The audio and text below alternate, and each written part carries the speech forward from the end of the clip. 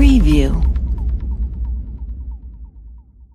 While U.S. President Donald Trump presses China to step up pressure against North Korea, he is considering sparking a trade war with the world's second-largest economy. On Monday, Trump plans to sign an executive order asking his trade office to investigate China for its alleged theft of American technology and intellectual property. The president, who is vacationing at his golf club in the state of New Jersey, said Friday that he planned to return to Washington on Monday for a very important meeting and we're going to have a pretty big press conference. It was not immediately clear whether his trade dispute with Beijing would be the subject. The commissioned report may take a year to compile but could lead to U.S. sanctions against Beijing. Still, Trump praised China Friday for supporting the recent UN vote to ratchet up sanctions against North Korea. In a phone call with Chinese President Xi Jinping, the two leaders reaffirmed their shared desire for a nuclear-free Korean peninsula.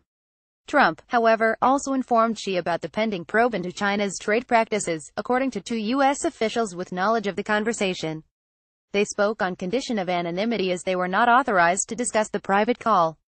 The Trump administration suspects China of appropriating U.S. know-how access to China. In particular, Trump wants an examination of Chinese trade practices that force American companies to share their intellectual property if they want access to the world's second-largest economy.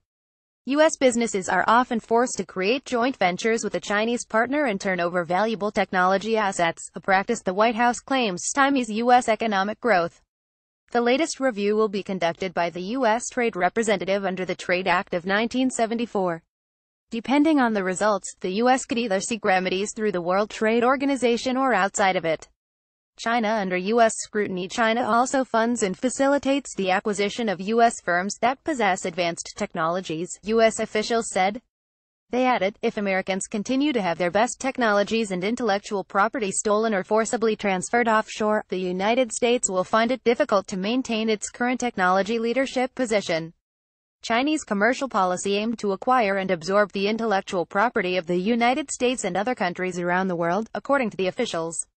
China's Foreign and Commerce ministries did not immediately respond to requests for comment Sunday. The Trump administration is already investigating Chinese commercial practices on several fronts, notably whether steel and aluminum imports were jeopardizing national security. On Tuesday, Washington announced preliminary sanctions against imports of Chinese aluminum foil. BIKTJAP, AFP.